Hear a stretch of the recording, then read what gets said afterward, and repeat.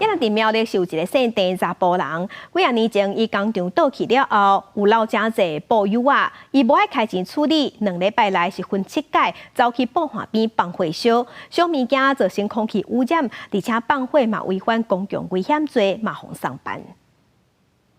报岸边的空地出现一台白色的小客车，8月30日晚间2点外，72岁姓陈的查甫人伫天色真暗的暗雨下，乘弹本所在放火，过程拢叫监视器翕到。地点就伫苗栗县万里镇邦里溪报岸边，警方巡逻发现这个火灾，先通知消防队灭火，所以伫500公尺外的产业道路边掠到伊。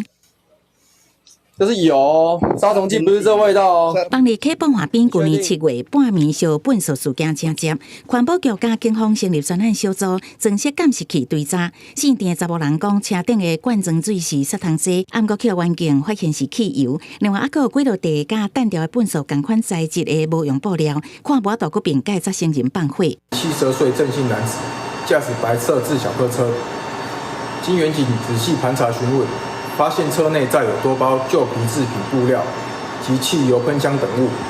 郑男实坦承有纵火行为。针对露天燃烧行为，环保局将依违反空污法，裁罚新台币1200元以上10万元以下罚锾。